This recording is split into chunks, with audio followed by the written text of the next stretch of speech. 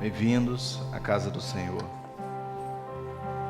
Eu queria pedir que vocês colocassem de pé, a gente vai orar, não só pela mensagem, pelo culto, mas me foi chegada agora a informação que o irmão Clodoaldo foi para emergência. Eu não sei detalhes, diz que com muitas dores, e a gente vai orar por ele agora, amém? Curva a sua cabeça, feche seus olhos. Pai, nós viemos a Ti agora, gratos por tudo que o Senhor está fazendo aqui, por tudo que o Senhor já falou conosco nessa manhã, toda a direção dada pelo Teu Espírito.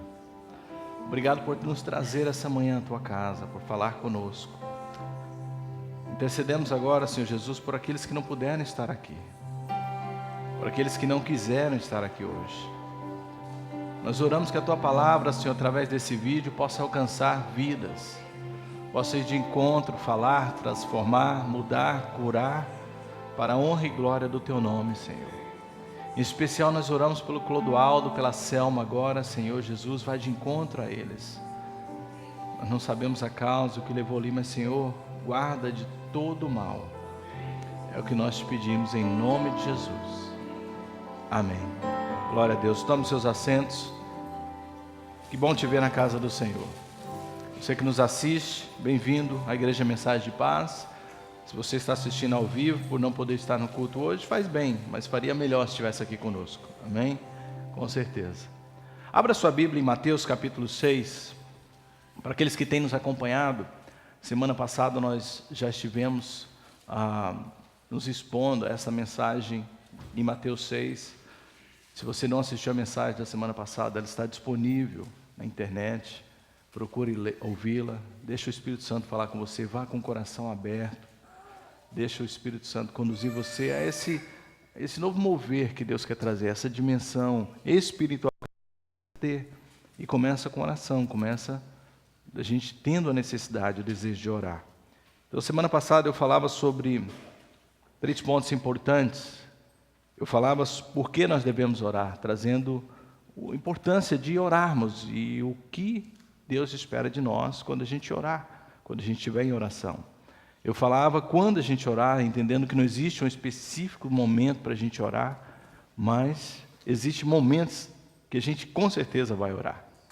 E nós vimos, como último ponto da semana passada, como não orar, qual a forma incorreta de orar. E se você não ouviu essa mensagem, ouça, porque nós não somente queremos orar, mas queremos orar da forma correta. E eu quero fazer uma correção da semana passada. Eu tenho várias pessoas que me ajudam. Falar em público não é fácil. Você está sujeito a tantos erros, tantas gafes, e às vezes a gente comete. Então, semana passada, não teve como corrigir na internet, eu falei sobre quando orar, usando essa frase de Jesus. E no original, o quando, ele não está como um advérbio de tempo, ele está como uma preposição. E quando eu falava a preposição quando, pensando no original, eu não esclareci, por isso aqueles que gostam e percebem isso, perdoe-me, gostam do português, da língua portuguesa falada correta, me perdoe. Claro que a gente faz de tudo para não errar, mas acontece. Então, se você ouvir a mensagem, ouviu eu falando a preposição quando, é porque eu estava pensando no original, tá? Dê a desculpa aqui, você já sabe o que eu estou falando. Mas é um advérbio de tempo no português, e às vezes acontece isso, quando a gente traduz, não existe uma palavra equivalente àquela, e ela vem de uma forma diferente, e a gente precisa tomar esse cuidado. Então, obrigado, pastora Anitta, por me ajudar sempre nisso, e aqueles que me ajudam, porque 21 anos na América acontece o seguinte, irmão, esquece o português e não aprende inglês. Então, a gente passa a viver momentos difíceis aqui em cima. Mas, querendo não ferir o ouvido de ninguém, querendo que a palavra alcance, a gente vai vigiar e fazer o máximo possível para que a palavra possa chegar com decência e ordem ao teu ouvido. Tendo falado isso, nós vamos continuar então no pensamento da semana passada, porque eu interrompi justamente quando Jesus ia ensinar os discípulos a orar. O tema da mensagem hoje é como orar. E Jesus ensinou os seus discípulos a orar. É uma das orações mais conhecidas, mais pronunciadas, faladas, oradas, mas menos compreendidas de toda a história. É interessante que as pessoas, eu já tive em vários eventos, cristãos e não cristãos, onde as pessoas oram essa oração. Mas a verdade é que oram como Jesus falou para nós a semana passada, lendo a passagem. Ora de forma vã, repetida, repetindo, mas sem significado, sem entender, sem saber o que está falando. E se a gente observar, a razão que Jesus ensina essa oração é para que nós pudéssemos orar de forma correta e não simplesmente recitar essa oração vã, vazia, sem significado. Então vamos lá, a Mateus capítulo 6, eu tenho projetado versos 9 até o verso 13, você conhece essa oração, mas acompanhe comigo, por favor. Portanto, vós orareis assim: Pai nosso que estás no céu, santificado seja o teu nome, venha o teu reino, seja feita a tua vontade, assim na terra como nos céus. O pão nosso de cada dia nos dai hoje. Perdoa as nossas dívidas, assim como nós perdoamos aos nossos devedores. E não nos conduz à tentação, mas livra-nos do mal. Porque teu é o reino, é o poder e a glória para sempre. Amém. Linda oração, amém? Essa oração ensinada por Jesus em Mateus capítulo 6, quando a gente simplesmente lê ela em Mateus 6, e por isso que a gente tem 4 evangelhos, 3 deles sinópticos, ou seja, semelhantes, com várias passagens em paralelo, a gente precisa sempre observar como os outros evangelhos apresentam tal passagem. Porque se nós observarmos apenas em Mateus 6, você vai ver que o contexto não nos mostra que foi um pedido dos discípulos, e sim parece que foi Jesus querendo ensinar essa oração. Depois que ele termina aquela parte que ele diz: olha, não orem como os hipócritas que oram dessa forma, repetindo várias vezes, em vão, orem em voz alta. Vós, quando orais, orais assim, orareis assim. Então, essa mensagem passa a ser uma mensagem parecendo que Jesus quis ensinar. Mas se você for em Lucas, eu tenho projetado também, Lucas nos dá uma informação importante. Lucas diz que aconteceu que, e o capítulo 11, versos 1 a 2, para aqueles que querem acompanhar na sua Bíblia. E aconteceu que, estando ele a orar, ele quem? Jesus, num certo lugar, quando acabou, lhes disse um dos seus discípulos: Senhor, ensina-nos a orar, como também João ensinou os seus discípulos. E ele lhes disse, e exatamente a oração que a gente acabou de ler aqui em Mateus 6. E Lucas vai ter toda a oração lá também. Então, quando a gente tem essa informação de Lucas, a gente percebe que foi um pedido dos discípulos: Senhor, ensina-nos a orar. E aí mostra porque eles sabiam que os discípulos de João também oravam, João tinha orado. E a gente tem que entender várias coisas antes de a gente entrar na oração do Pai Nosso e aprender como orar da forma que Jesus quis nos ensinar.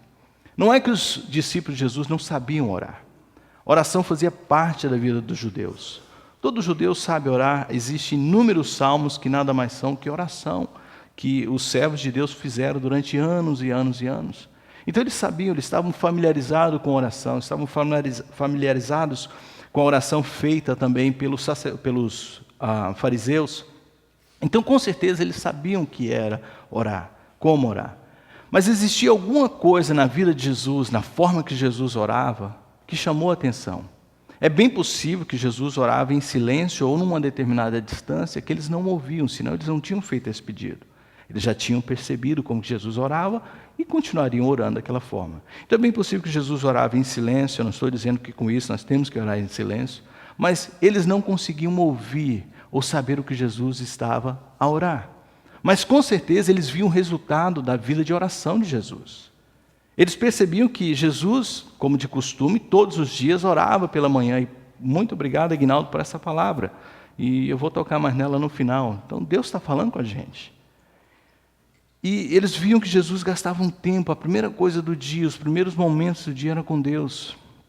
E o resultado, eles não ouviam, não sabiam o que Jesus falava, era tremendo. Porque Jesus realizava obras fenomenais, extraordinárias, que pessoa comum nenhuma conseguiria realizar se não tivesse em total comunhão com Deus. Então eles perceberam e falaram assim: olha, existe algo aí. Então Jesus nos ensina a orar. Eu estava vendo mais uma vez a mensagem que nós estamos ouvindo nas quartas-feiras. Para aqueles que estiveram semana passada já sabem que a gente tem tem ouvido uma mensagem e depois orado todas as quartas-feiras às 7h30 na igreja. E nessa mensagem, o Dr. Morin fala de algo tremendo. Eles falam assim: como é interessante o pedido dos discípulos. Eles poderiam ter pedido tanta coisa. Ele falou assim: eu fico imaginando se eu estivesse lá, dizendo ele, eu fico imaginando se nós estivéssemos lá. O que nós íamos pedir para Jesus nos ensinar? Talvez a gente ia pedir: Jesus, nos ensina a andar sobre as águas. Porque esse truque é fenomenal, as pessoas vão ficar impressionadas com a gente.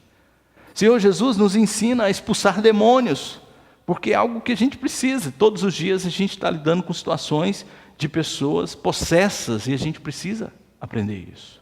Senhor Jesus, nos ensina a pregar, a ensinar como o Senhor. Talvez seria um dos nossos pedidos. Jesus nos ensina a fazer essas coisas, porque assim nós vamos ficar famosos. As pessoas vão querer estar conosco. Mas o pedido deles não tem nada a ver com isso. O pedido deles é: Senhor, ensina-nos a orar. Vira para a pessoa que está do seu lado e fala assim: já não fazem discípulos como antigamente. Porque os nossos pedidos geralmente não são assim. Eu raramente, e acho que nunca ouvi alguém chegar em mim e dizer: pastor, me ensina a orar. Geralmente as pessoas querem bênçãos. Pastor, ore por mim para que eu tenha isso, para que eu receba aquilo, para que eu conquiste isso. Mas ninguém quer orar. E oração, como a gente ouviu semana passada, tem a ver com intimidade, estar com Deus, falar com Deus. As pessoas não querem orar. Não querem aprender a orar. Mas Jesus, sabendo que tinha discípulos interessados, e eu espero que você seja um desses, disse: deixa eu vos ensinar a orar então. E aí nós temos a oração do Pai Nosso, que a gente acabou de ler. A gente vai ver novamente essa oração ensinada por Jesus e ver o que a gente pode aprender com ela. Na verdade, a gente sabe ela, conhece, mas o que Jesus quis ensinar para cada um de nós, para cada discípulo seu? Como orar? O que ele quis passar para nós quando ele recitou essas palavras? A primeira delas, se você ainda tem a sua Bíblia, que gostaria, seria bom, porque eu vou te ensinar algo tremendo no texto. Você então tem a sua Bíblia, abre Mateus capítulo 6, versos 9 a 13. Mantenha aberta. A primeira coisa que Jesus então ensina, quando ele está ensinando a oração do Pai Nosso, é justamente essa parte que veio a ser o nome da oração. Jesus diz: Pai Nosso que estás no céu. A oração de Jesus então começa com esse grande ponto importante. Jesus começa a trazer essa ideia que era revolucionária para a época, para os seus discípulos. Deus é apresentado como Pai. Você já ouviu isso com certeza. E Jesus não simplesmente apresenta Deus como Pai, mas apresenta Deus como Pai usando uma expressão muito íntima, muito próxima, que é a palavra Abba, que é a equivalente nossa de papai. Então não era só Jesus falando meu Pai, mas Jesus dizendo papai. Algo íntimo que Jesus queria mostrar. Quando você for orar a Deus, quando você se aproximar de Deus, primeira coisa, você não está orando a um Deus distante. Você não está falando com Deus longe, você está falando com um pai, um papai. Um pai próximo, um pai presente na sua vida. Um pai que está ali ao seu lado. E nós ouvimos essa experiência do Aguinaldo, essa visão que ele teve de Deus se apresentando do seu lado. E às vezes a gente fala com Deus, a gente vai a Deus em oração com a ideia de Deus distante.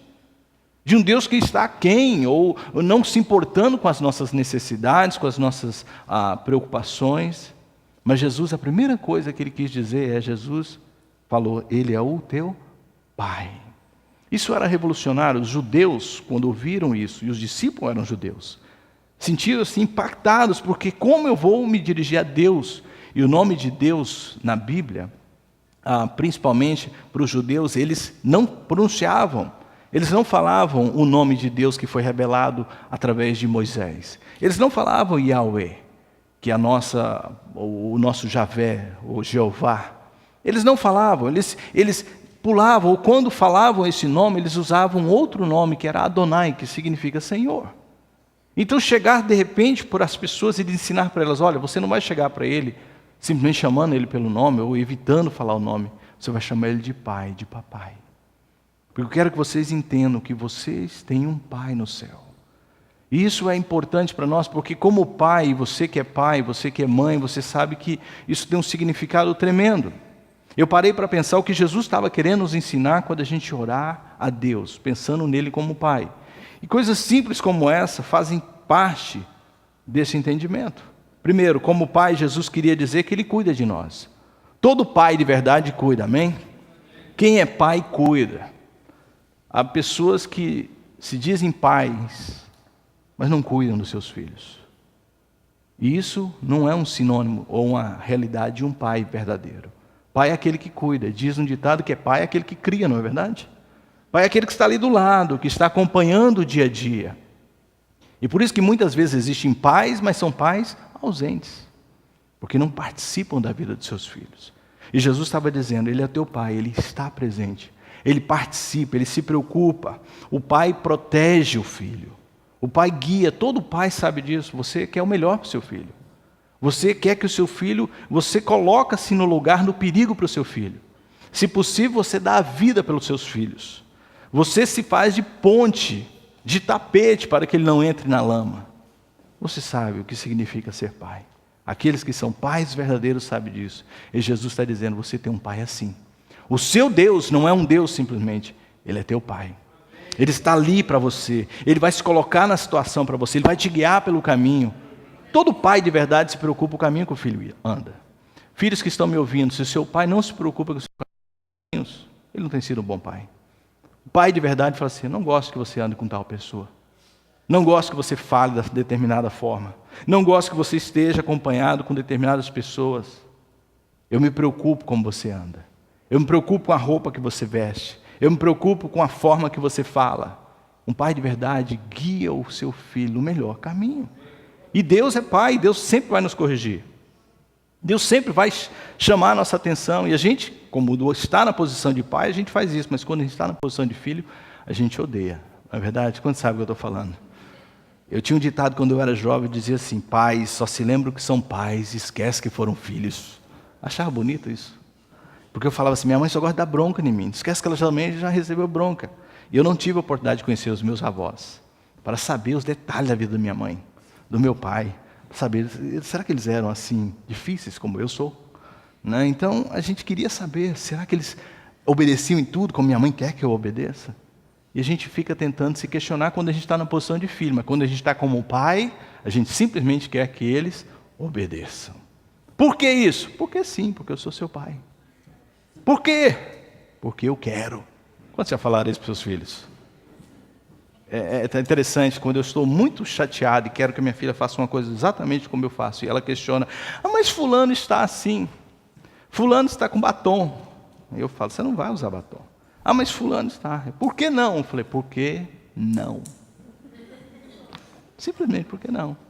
E sempre ela ganha. Sempre ela ganha. Alguém dá batom para ela. Eu estou orando para essas pessoas que dão batom e celular para minhas filhas. Ela fala assim, eu quero ter meu celular. Eu falo, você não vai ter. Por que não? Por que não? E como pai, a gente está sempre tentando guiar os nossos filhos no melhor caminho. E Jesus quis passar isso para nós. Você tem um Deus que é seu pai, que quer te guiar pelo melhor caminho. Você vai lutar com Ele, assim como seus filhos lutam com você. Você vai questionar Ele, você não vai gostar muitas vezes. Você vai ficar emburrado, para quem não entende, vai ficar chateado, ficar triste. Mas Deus sabe o que é melhor, como um pai sabe o que é melhor para nós. E com o passar dos anos, você vai ouvir novamente Deus falar, está vendo? Se você tivesse feito aquilo, você tinha quebrado a cara.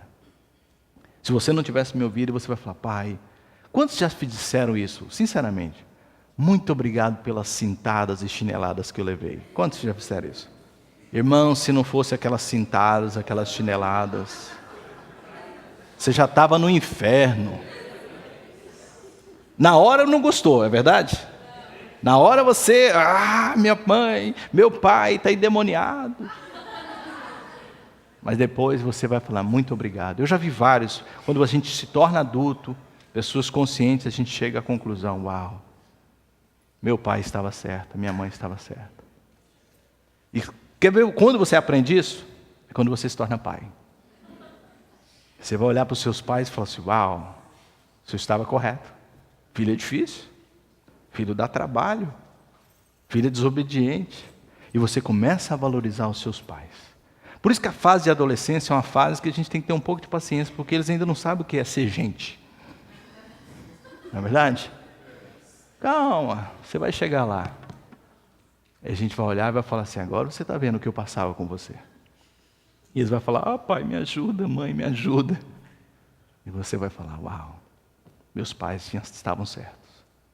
E Jesus estava tentando passar, você tem um pai, e Ele sabe o que é melhor para você. Então quando você lê a Bíblia, quando você pegar a sua Bíblia e ver Deus falando, quando o Espírito Santo usar alguém, quando você for exortado pelo Espírito Santo, você pode ficar chateado, você pode ficar triste, mas Deus sabe o que é melhor para você. Ele é teu pai. Se Ele está te mandando orar, ore. Eu vou abrir já o parênteses que eu ia falar.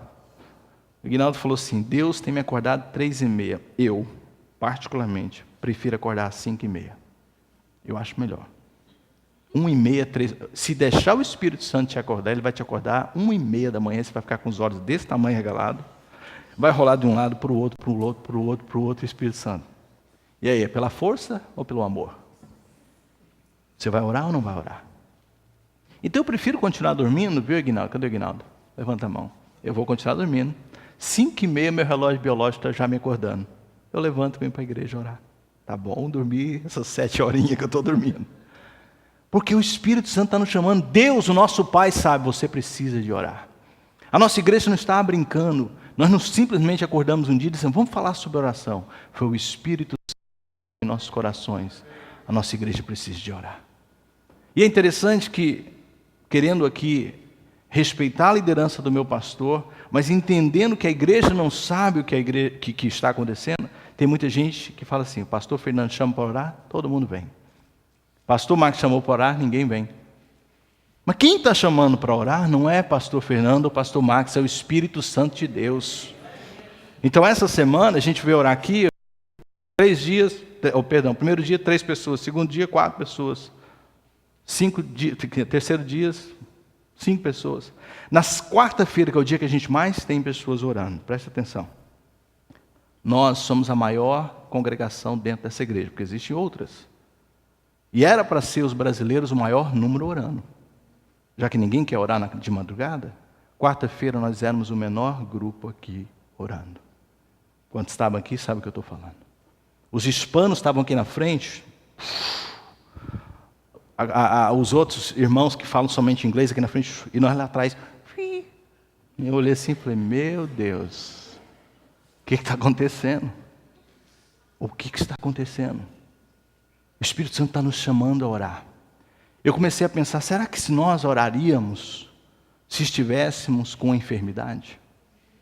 Será que se nós oraríamos se tivéssemos bombas caindo em nossas casas? Será que se nós oraríamos se estivéssemos presos? Se os nossos filhos estivessem doentes? Se nós estivéssemos sendo perseguidos, sem dinheiro? Você estaria orando, sim ou não? Então Deus está te perguntando, você precisa disso para orar? Eu não acho que eu quero isso. Eu não preciso dessas coisas para ter comunhão com Deus. Eu quero orar porque eu tenho um pai, eu quero ter relacionamento com Ele. Ah, como é bom orar quando você aprende a orar. E Jesus quis dizer, quando você orar, saiba de uma coisa, você tem um Deus que é teu pai. Depois Jesus disse, continuando, santificado seja o teu nome, ó Pai. O próximo ensinamento de Jesus estava relacionado à santidade de Deus. E eu fui ler sobre isso, falei, que interessante isso aqui, a gente ora, repete, sabe essa oração, mas o que Jesus estava, o que os comentaristas pensam a respeito disso? Algo interessante acontece aqui, eu descobri, porque Deus é santo, independente de eu dizer que Deus é santo ou não, independente de eu querer declarar a santificação do nome de Deus, do Deus que é o meu Pai. Então o que Jesus estava querendo dizer quando nos ensinou, santificado seja o teu nome? Quer dizer que quando eu falar Deus é santo, Ele é santo? Não, Deus é santo, independente de eu dizer que Ele é santo. Mas preste atenção na continuação do que Jesus está ensinando. Deus é teu Pai, e santo é o seu nome. Diga comigo, Deus é Pai, e santo é o seu nome.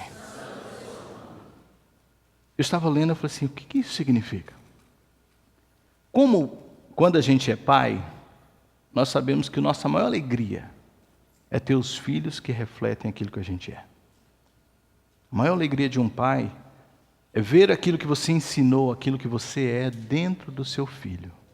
Isso é a maior alegria. Então Jesus estava dizendo assim, você é filho de Deus, mas de um Deus santo. Então Jesus estava dizendo assim, eu quero que você entenda que Ele é teu Pai, que Ele é próximo, mas Ele espera que você reflita a santidade dEle na sua vida. Quando você orar a Deus, ore o seguinte: entenda que você tem um Deus próximo. E estar com Ele é como Moisés estava com Deus. Você vai refletir o que Ele é. Você vai transmitir às pessoas que você é santo também, que você é diferente. É por isso que a gente vê hoje tantas pessoas com uma imagem distorcida de Deus, porque não gastam tempo com um Deus santo. As pessoas olham e falam assim: eu nem sabia se a pessoa não me dissesse que ela é crente. Triste isso, né? Por quê? Porque não refletem a santidade de Deus. Jesus queria que seus discípulos reconhecessem que o Pai deles era um Deus santo. O que Ele queria que eles entendessem, que era esperado deles, que eles refletissem a santidade de Deus. Quando você for orar, entenda isso, porque muitas vezes a gente não ora pensando nisso. Pai, que eu possa refletir aquilo que o Senhor é, que eu possa ser aquilo que o Senhor espera que eu seja, que eu possa fazer aquilo que o Senhor espera que eu faça, que eu venha refletir a Tua santidade na minha vida, que eu possa dizer não para as coisas que o Senhor disse não. Como pai, a maior alegria nossa é ver nossos filhos andando nos caminhos que nós temos os conduzidos. E Deus se alegra com isso. Deus espera que você faça isso. Pai nosso que estás no céu, santificado seja o teu nome. Não é uma bela frase para se dizer simplesmente. É algo que a gente tem que entender o que significa. Eu quero refletir aquilo que Deus é. Quantos querem isso? Refletir o que Deus é. Então, quando você for preencher um documento, coloque a verdade. Quando você for aplicar para um lugar, coloque de verdade o que você ganha. Quando você comprar um carro, escreva lá: paguei 10 mil. Não, paguei 300. Não, Deus não faria isso. O teu Pai santo jamais faria isso. Você tem que ser santo como santo é o teu Pai. Santo é isso: eu sou separado, eu sou diferente. Eu vou pagar um preço para ser filho de Deus nesse mundo. Eu vou refletir o que Deus é. Quando você orar, entenda, você foi chamado para ser sal e luz. Eu conversava com uma pessoa essa semana, como nós temos sido pisados como servos de Deus. O sal se tornou insípido, porque nós estamos entendendo que servimos a um Deus santo. E temos que ser santo como Deus é santo. Temos que dizer a verdade, custe o que custar. Temos que dizer não para o pecado, sempre. Não é de vez em quando, é sempre. Porque Deus é santo. E os seus filhos serão santos. Aí Jesus diz: venha o teu reino, seja feita a tua vontade. E a gente continua como na terra, como no céu. Fala da soberania de Deus. Atualmente Satanás tem operado nesse mundo, e de forma terrível. A gente assiste os noticiários, a gente vê o que está acontecendo no mundo. O mundo jaz do maligno. Quando você orar, entenda isso: esse mundo está debaixo de uma opressão, de um ataque satânico constante. Nós esquecemos disso, e a gente às vezes tem um prazer neste mundo, a gente quer tanto esse mundo. Jesus nos ensinou: ore para que venha o reino de Deus, para que a vontade de Deus seja feita, porque esse mundo vai de mal a pior. A tua morada não é aqui, o teu último lugar não é aqui. Vamos orar para que o reino de Deus aconteça. E eu te pergunto: o que é reino de Deus? Eu não tenho tempo de discorrer tantas coisas que significaria o reino de Deus, e eu resumo dessa forma: reino de Deus é quando o governo de Cristo está acontecendo por completo. Reino de Deus é o lugar que Ele é o Senhor soberano. Por isso que a gente tem que orar. A gente olha para o mundo e vê que o mundo não está sendo governado por Deus. Há injustiças acontecendo todos os dias. Quando Jesus ensinava essa oração, ela estava em Mateus, ela está em paralelo com o Sermão da Montanha, dentro do Sermão da Montanha. E Jesus fala: bem-aventurados que têm sede e fome de justiça. A gente vive num mundo, irmãos, que a gente está sendo todos os dias, sabe, de certa forma, envolvidos com injustiça, e a gente está aceitando isso como normal. É a história da panela quente. Se você jogar a rã dentro dela quente, ela pula fora. Mas se você esquentar aos poucos, ela morre cozida. E o mundo hoje opera dessa forma. As pessoas estão se acostumando com injustiça, com morte. Com pessoas fazendo a outra de tola, de enganando. Opa, isso é o mundo dos espertos. E a gente tem que orar a Deus: venha o teu reino. Que acabe toda injustiça. Que aconteça a tua vontade. Que o governo de Cristo aconteça de verdade. Mas pare um pouquinho. Antes do mundo receber isso, qual o primeiro lugar que o reino de Cristo tem que estar? Onde? Aponta para o teu coração. No teu coração. O primeiro lugar que o reino de Deus tem que acontecer é dentro de você. Então quando você orar, fala: Senhor, venha o teu reino, seja feita a tua vontade primeiro dentro de mim. Que o Senhor governe primeiro dentro de mim, nas minhas vontades. Porque o Senhor possa sondar o meu coração e ver se há dentro de mim alguma coisa que é incompatível com o teu reino, com a tua vontade, com aquilo que o Senhor não desenhou para mim, com a injustiça que há dentro de mim. Que eu não engane, que eu não minta, que eu não tenha ódio, que eu não faça coisas erradas.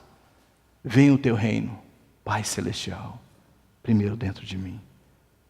Seria ignorância da nossa parte, tolice, querer o reino de Deus no mundo, se ele o primeiro não é estabelecido dentro de nós. Então quando a gente orar, vamos buscar isso. Seja sincero perante Deus, porque não tem como esconder nada de Deus. Deus, tira de mim tudo que é deste reino, tudo que é deste mundo, e coloca o teu reino. Coloca a tua vontade.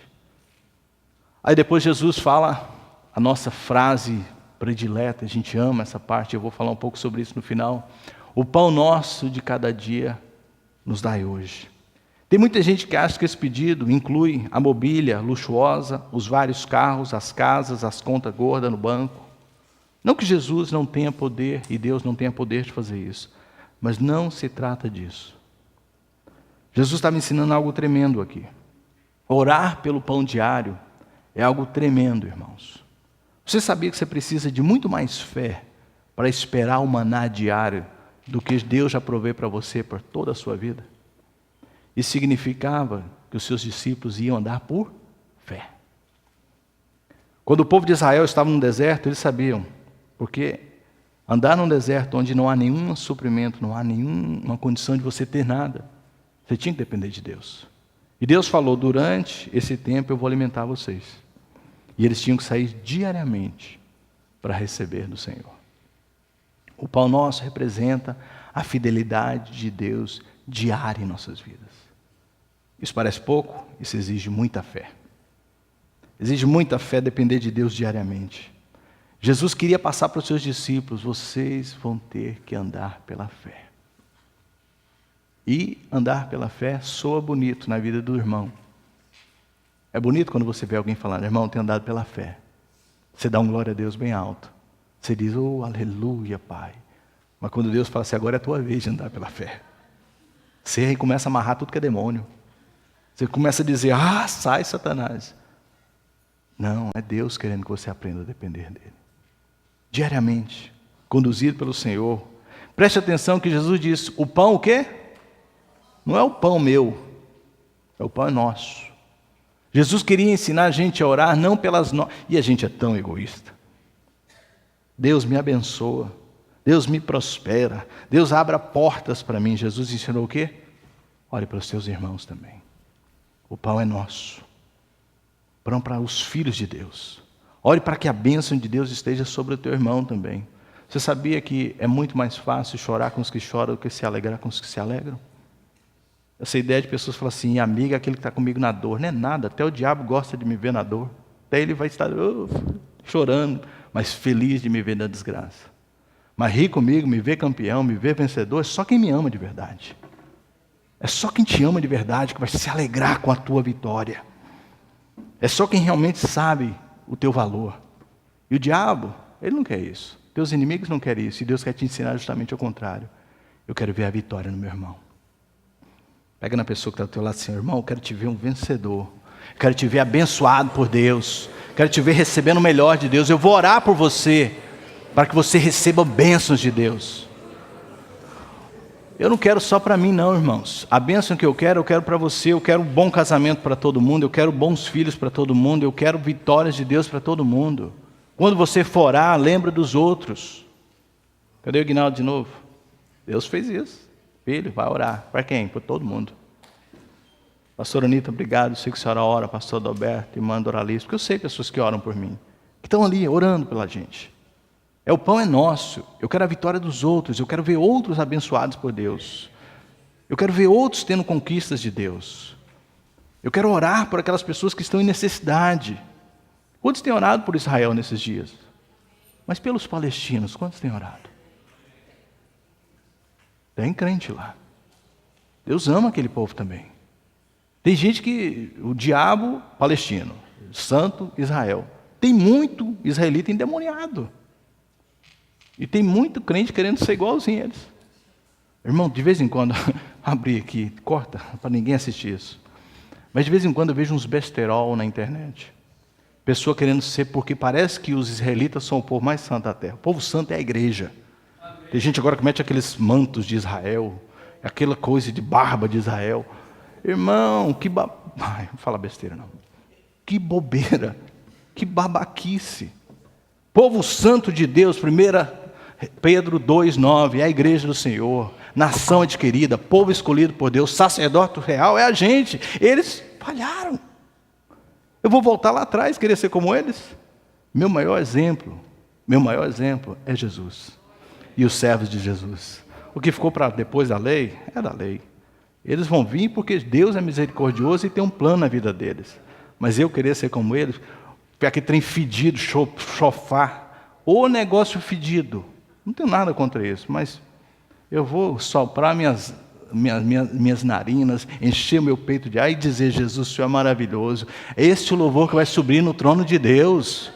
Deus quer isso. Pessoas acham que tem que voltar lá atrás. Corta, abre. Ninguém assistiu, né? Só nós, e vocês não vão contar para ninguém que eu falei isso. Porque eu já estou cheio de inimigo. Aí Jesus continua: perdoa as nossas dívidas, eu vou ter que correr, assim como nós temos perdoados. Preste atenção que esta parte está na mesma frase do pão nosso de cada dia. Muitas dessas coisas eu encontrei lendo novamente essa oração, pedindo a Deus para me mostrar algumas coisas que eu nunca tinha visto. E eu falei assim: uau, que interessante. O pão nosso de cada dia nos dai hoje. Perdoa as nossas dívidas, assim como nós temos perdoado a quem não tem nos ofendido. Na mesma frase. Eu cheguei à conclusão que Jesus estava dizendo o seguinte: as tuas necessidades físicas são tão importantes quanto as suas necessidades espirituais. Você precisa tanto de pão quanto de perdão. Quantos podem dizer amém? Deus quer cuidar de você tanto nas suas necessidades físicas quanto na tua necessidade espiritual. Você deve pedir a Deus tanto pela provisão diária, como pedir misericórdia e graça por causa dos seus pecados. E não só isso, você não só deseja o pão para si, mas você deseja o pão para outros. Você não só deseja o perdão para si, como você deseja o perdão para outros. O pão nosso de cada dia, na mesma frase, perdoa as nossas dívidas. Eu concluo dizendo o seguinte, essa parte, não a mensagem. Que você precisa, um corpo sem pão é um corpo doente. Um corpo que não se alimenta está doente. E uma alma sem perdão é uma alma doente. Assim como nós precisamos cuidar do nosso corpo e dar para o nosso corpo o que ele precisa de alimento, a alma precisa do alimento. E perdão é alimento para a alma. Você sabia que tem muita gente doente, fisicamente, emocionalmente, espiritualmente, por falta de perdão? Não só na sua vida, como liberar para a vida dos outros. Pessoas amargas, doentes, cansadas, deprimidas, desiludidas com a vida. Jesus falou: o pão nosso de cada dia que nos dai hoje, perdoa as nossas ofensas, assim como o quê? Nós temos perdoado a quem tem nos ofendido. Você sabia que perdão não é uma escolha? É um dever? Jesus contou várias parábolas, ilustrou várias vezes a importância de você liberar perdão. Eu não consigo entender crente com raiva de outro crente. Eu não consigo entender. Eu quero estar ali assistindo na hora que os dois for entrar no céu e desbarrar um no ombro do outro e eu, peraí, vamos resolver esse negócio aqui. Aí será que ali vão pedir perdão para o outro na hora? Isso não é uma opção. Isso é um mandamento, isso é um dever, isso é esperado. Assim como você foi perdoado, perdoa. Libera, não tenha raiva, te passou o cano, te enrolou, mentiu para você. Pior pecado cometeu você contra Deus e você foi perdoado. A dívida maior você tinha com Deus e Deus te perdoou. Perdoa quem tem te ofendido. Isso é esperado de você, porque a sua alma precisa disso. Aí Jesus fala assim: não nos deixe cair em tentação. Tem muita gente que interpreta essa sexta petição como um pedido para que eu nunca seja tentado. Livra-me da tentação, não nos deixe cair em tentação. E sabia que isso é um erro? Porque não existe um mundo sem tentações. E eu cheguei à conclusão que Jesus estava ensinando o seguinte, que nós não deveríamos cair quando a tentação chegasse. Eu digo mais, que a tentação é para o crente o que uma prova é para o aluno. Ela só vem para te avaliar. Presta atenção que você era no início para ser filho de Deus, refletir a imagem de Deus. Quando vem o teste, você tem que passar. Jesus fala assim, quando você orar, lembre-se que vai vir testes nesse mundo. Mas você não caia nos testes. Você está achando que eu estou de brincadeira? Preste atenção no que a Bíblia diz. Volte lá você está em Mateus 6? Vá para Mateus capítulo 3, verso 17. Jesus não falava algo que ele não vivia não, irmãos. Jesus não falava e ensinava os seus discípulos para fazer algo que ele próprio não experimentaria na sua vida. Mateus 3, o contexto é Jesus no batismo com João Batista. Jesus vai até ele, pede para ser batizado no Rio Jordão, entra nas águas do Rio Jordão, é batizado. E aí, no momento que ele está sendo batizado, capítulo 3, verso 16 primeiro. Assim que Jesus foi batizado, saiu da água, naquele momento, o céu se abriu. E ele viu o Espírito de Deus, descendo como uma pomba e pousando sobre ele. Aí o verso 17 que eu pedi que você tivesse comigo. E uma voz dos céus disse, esse é o quê? Esse é o quê? O meu filho amado, a quem me compraz. Filho de quem? De Deus. Assim como Jesus nos ensinou a orar. Você tem um pai no céu, você é filho de Deus. Ai, que bênção, que maravilha. Ok, agora é a hora do teste. Verso seguinte, capítulo 4, que a gente para de ler aí. A gente para de ler, Jesus, aí pensa que ele é uma outra história. Olha o que diz. Então, consequentemente, depois disso, Jesus foi levado pelo Espírito ao deserto para quê? Ser tentado. Vamos fazer um teste para ver se você é filho de Deus mesmo? Vamos fazer um teste para ver se você realmente é transformado e tem o Espírito de Deus dentro de você? O que Jesus estava falando assim, olha, ore para que você não caia nos testes, assim como eu não caí. E os testes vieram, claramente, a gente conhece a história, pão, pedra em pão, a tentação de provar Deus nos momentos de perigo, me atirando do pináculo, de aceitar os reinos deste mundo, de se curvar a Satanás. Esses testes vão vir para quem? Para nós também. E Jesus falou assim, ore para que você não caia nos testes. Para que você, assim como eu, seja aprovado e testifique no mundo visível e invisível que você de fato é filho de Deus. De vez em quando, irmãos, eu sou testado. Você é testado e a gente, eu não posso ter esse tipo de tentação. Pode e deve, porque que prova você vai ter que você de fato é filho de Deus? Que prova você vai testificar para o mundo que você de fato foi transformado? Enquanto a gente está bem na igreja, ninguém está te tentando aqui, ninguém está te provocando. Todo mundo tem cara de filho de Deus. Mas é lá fora, é no dia a dia, quando Satanás vier nos tentar, nos oferecer nos reinos deste mundo, pedindo que a gente transforme pedra em pão, pedindo que a gente se atire para que Deus nos proteja, afinal de contas somos filhos de Deus. E a gente tem que aprender a dizer o quê? Aquilo que Deus disse. E aí mais uma vez é importante saber a palavra de Deus. Porque Jesus venceu o inimigo conhecendo a palavra de Deus. Filho sabe o que o pai fala. Quando você é filho, você sabe exatamente o que os seus pais dizem. A forma, e Jesus falou assim, eu sou filho de Deus. E o meu pai diz, está escrito, está escrito e está escrito. Tem pessoas que na hora da tentação falam, o que Deus disse? Deixa eu ligar para o pastor, pega o telefone, liga para o irmão, pastor, estou sendo tentado, o que eu falo? Fala o que o teu pai fala. Diga o que o teu pai diria. Reflita aquilo que você é em Deus.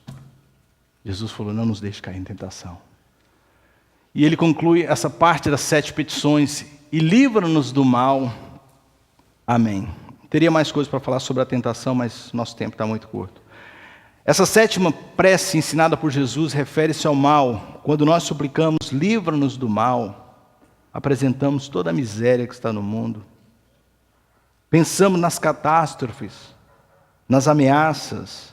Pensamos nesse mundo tão injusto, onde há guerras, onde pessoas sofrem, onde os ricos são cada vez mais ricos e os pobres mais pobres. Pedimos a Deus, Senhor, livra-nos deste mundo mal. Como cristão, a gente não só sabe que existe um mundo mal, mas a gente sabe que existe a obra do maligno. E a gente pede, Deus, livra-nos do mal. Venha logo o teu reino, seja feita logo a tua vontade. Que este mundo injusto acabe logo. Que essas desonestidades acabem logo. Jesus nos ensina a não ignorar a obra do inimigo neste mundo e a orar ao nosso Pai contra elas. Eu não sei, às vezes a gente gasta orando, por isso que essa oração é nosso modelo, para nos ensinar a orar correto. A gente só pede por nós, só clama pela nossa família, a gente esquece de orar pela injustiça do mundo, pelo mal que está no mundo, pelas pessoas que sofrem no mundo.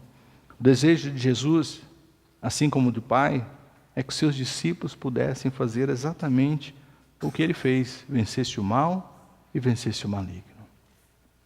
E aí Jesus conclui essa mensagem com essa frase: pois teu o reino, o poder e a glória para sempre. Da mesma forma que ele ensinou no início a louvar a Deus, exaltar a Deus, ele conclui dizendo, no final, quando você terminar de orar, quando você estiver falando com Deus, termine exaltando a Deus. Depois que você ter feito todos esses passos, ter entendido todos os pontos principais da sua oração, do seu momento com Deus, termine exaltando a Deus. Eu pedi que você tivesse a sua Bíblia aberta. Eu estava conversando com o Beto sexta-feira, ele pregou uma mensagem tremenda, outra mensagem que você precisa assistir, a de sexta-feira, tremendo. Deus falou tanto com a gente. Eu falei, Beto, eu vi algo tremendo aqui, mostrei para ele, ele falou, eu nunca vi isso também. Aquelas pessoas que gostam de observar paralelismo na Bíblia, eu quero te chamar a atenção para abrir a sua Bíblia e manter ela aberta no capítulo 6. Porque eu nunca tinha visto isso, mas estudando esse texto, eu falei assim, parece que essas coisas estão em paralelo. E paralelo é quando você tem uma coisa dita e outra coisa ali, meio que em harmonia, formatada de forma cautelosa. Eu percebi que o verso 9, quando Jesus inicia, santificado seja o teu nome, está em paralelo. Nós temos 7 petições. Eu dividi esse texto da segunda forma para você entender, eu não tenho muito tempo para explicar, isso aqui teria que ser numa aula. Mas eu dividi em 7 petições com a conclusão. As 7 petições que nós vimos e a conclusão. Sendo que das 7 petições, em 2 partes. 3 com uma frase no meio. E eu vou te mostrar quais são. Primeira petição, santificado seja o teu nome, verso 9, parte B. Está em paralelo com o verso 12, perdoa as nossas dívidas. Ou seja, quando Deus se torna santo em nós e nesse mundo, encontramos o perdão e a salvação. Segundo paralelo, verso 10. Venha o teu reino, está em paralelo com o verso 13. Não nos deixe cair em tentação. Ou seja, quando o reino de Deus é estabelecido, nós não sofremos as tentações deste mundo. Estamos no céu. E essas petições são claras, são 3 referentes a Deus e 3 referentes a nós. Santificado o teu nome, venha o teu reino, seja feita a tua vontade. E 3 outras petições. Livra-nos, perdoa nossas dívidas, livra-nos do mal. E a outra que eu pulei, não nos deixe cair em tentação. Claramente, 3 para mim e 3 referente a Deus. Preste atenção no último paralelo. Verso 10, parte B. Seja feita a tua vontade, está em paralelo com o verso 13, parte B. Livra-nos do mal. A vontade de Deus é que que o mal não nos atinja. Ou seja, quando a vontade de Deus é feita, não existe o mal. Não existe a operação do maligno. Então, quando Jesus falou assim, ore para que o nome de Deus possa ser santificado, porque quando Deus é santificado nesse mundo, não há mais pecado, todas as dívidas são perdoadas. Ore para que o reino de Deus venha, porque quando o reino de Deus vier, quando o reino de Deus for estabelecido por completo, não vai ter mais tentação, o diabo não vai ter mais lugar neste mundo. Ore para que a vontade de Deus seja feita, e aí de vez para sempre você vai ser livre do mal. E eu disse que tinha uma frase no meio, que é justamente o pão nosso de cada dia, que é as nossas necessidades físicas. A conclusão que eu cheguei é que quando essas coisas estão em paralelo, estão em harmonia, o que eu e você precisamos para o nosso dia a dia, a nossa provisão diária, ela vai acontecer.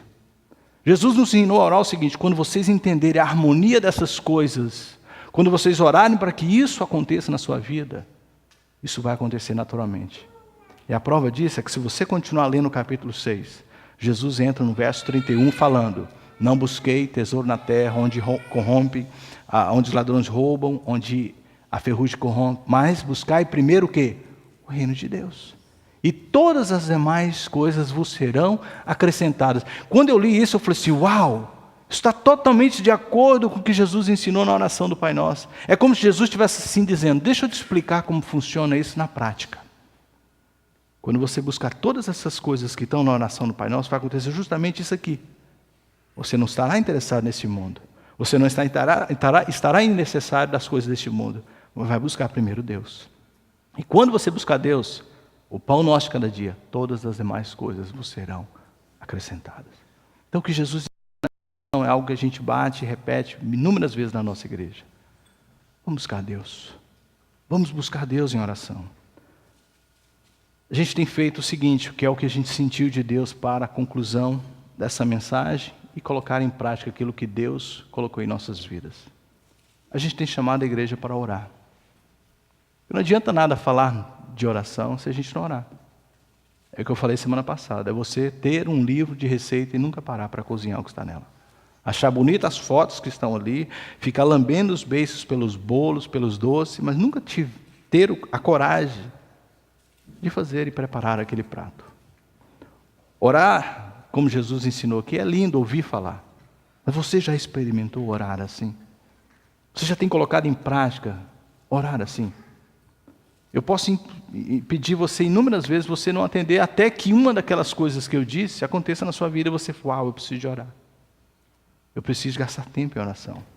As coisas estão difíceis para mim, para os meus filhos, para a minha casa, perseguição. Eu fico pensando se vier uma tragédia. Gente, a gente ora na hora.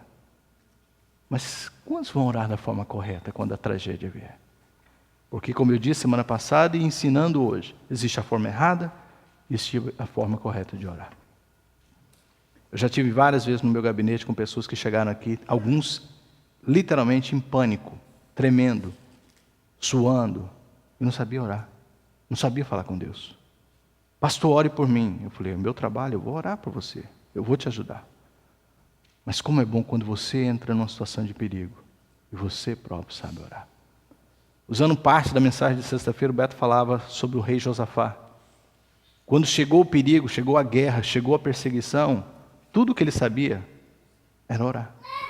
E é o que a gente precisa saber, é orar, é buscar Deus.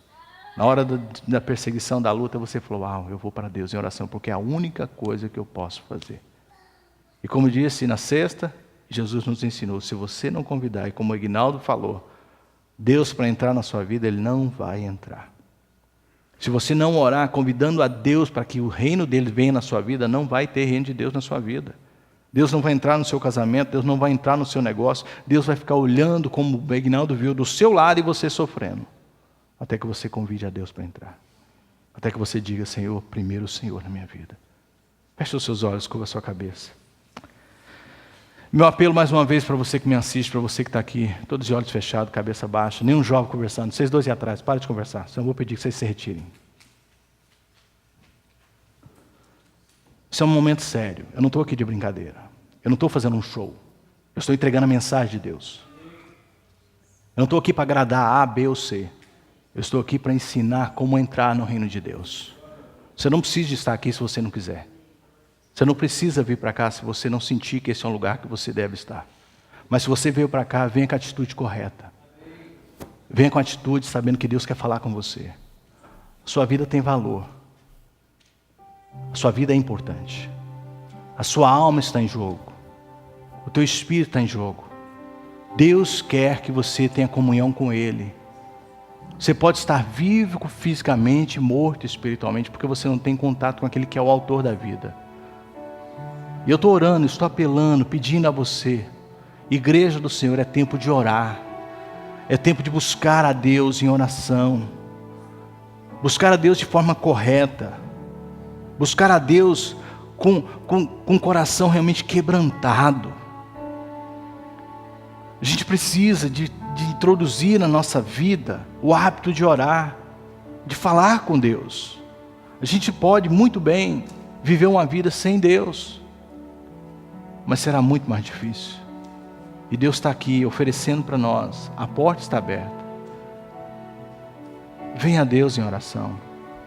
Nós temos aberto a nossa igreja todos os dias, às 6 da manhã. Para aqueles que querem, podem estar conosco orando como igreja.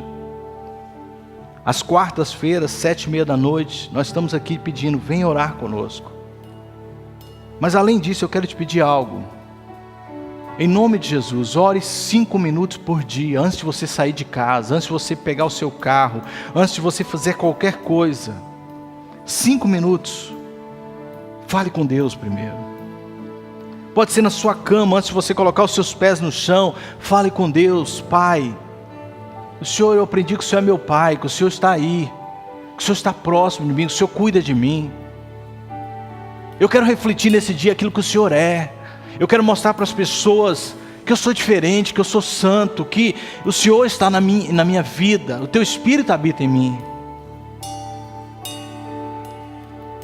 Oh Pai, eu quero, Senhor, nesse dia, que o Senhor provenha para a minha vida, para a minha casa, mas também para os meus irmãos. Se alguém em necessidade hoje, Pai, aquele irmão da igreja tal, o Espírito Santo vai te guiar, você ora por ele. Ora, pede ao Espírito Santo para abençoar essas pessoas. E se o Espírito Santo te usar, abençoa essa pessoa. Porque Tiago nos ensina que se você vê um irmão em necessidade e você puder ajudá-lo, ajude-o. O pão é para nós, se Deus te deu, compartilhe. Ore para que você vença as tentações daquele dia. Ore que naquele dia você não minta. Ore para que você naquele dia não acesse os sites de internet que você não deve acessar, que você não olhe para as pessoas que você não deve olhar. Pede a Deus, Senhor, hoje eu vou ser vencedor. Eu vou encerrar esse dia em vitória. Não me deixe cair em tentação, Senhor. Livra-me do mal, livra-me do mal que está nesse mundo, Senhor. Na minha cidade, pessoas sendo mortas, lá em Israel, na Palestina, no mundo, onde o Espírito Santo te guiar, ora. 5 minutos. E termina dizendo, Senhor, porque Teu reino, eu creio, a glória, o Senhor um dia vai tomar esse mundo de volta, a autoridade do Senhor vai reinar novamente. Eu espero esse dia, venha Maranata, Senhor Jesus. Aí você vai levantar e vai dizer, como é bom orar. Você vai ver como o seu dia vai ser diferente. Como suas coisas que você vai realizar no dia vai acontecer de forma diferente. Se possível, encontre um parceiro de oração. Uma pessoa, se você é casado, ore com sua esposa. Se você tem um filho, ore com seu filho. Vai te ajudar. Coloque-se de pé nesse momento agora. Pai, nós estamos aqui na Tua casa, Senhor, nesse dia. E nós queremos, Senhor Jesus, colocar em prática em nossas vidas esse estilo de oração, estilo de vida, Pai, de oração. Aqueles que me assistem, aqueles que estão presentes, Pai, a gente está aqui querendo uma mudança em nossas vidas. Queremos, Senhor, realmente transformar o mundo que a gente vive através da oração. Eu vou concluir essa mensagem. Se você está em casa, faça isso agora no seu lugar. Ajoelhe-se, coloque em prática aquilo que você aprendeu. Coloque em prática as palavras. Se você não conseguir lembrar de todas, vá no texto, Mateus 6, verso 9, começa a ler e ore cada parte daquela, entendendo o que significa orar daquela forma. Interceda. E para nós que estamos aqui, eu quero que você gaste um tempo antes de ir embora orando. 2, 3, o que você vai fazer a partir de amanhã, começa agora. Antes de você sair, almoçar, pegar seu filho, venha para esse altar, ou curve-se no seu banco, onde você está, e ore ao Senhor, da forma que Jesus nos ensinou a orar. Oração é igual exercício, o começo não é tão bom. Estava conversando com os irmãos ontem, eu falei, olha, quando eu comecei a fazer exercício, doía tudo, não conseguia fazer nada, conseguia pegar no meu pé, passava um mau vexame. Mas comecei a fazer, exercitar, a disciplina mudou. Uau, e hoje é quase que eu não consigo ficar sem exercitar. Oração é a mesma coisa. No começo é difícil, vai doer. Na hora que você ajoelhar para orar, vai doer tudo, você não vai saber o que fazer, vai ficar olhando para o lado. Mas quando você começar a exercitar, daqui a pouco o seu espírito vai se acostumar com esse momento bom com Deus. E você vai falar, uau, eu não consigo viver sem isso. Eu não posso mais viver sem orar. Então eu vou começar a orar todos os dias. Amém? O altar está aberto. Deus te abençoe, você que tem que ir. Obrigado por estar conosco. Semana que vem a gente vai colocar a oração em prática. Vamos orar pelos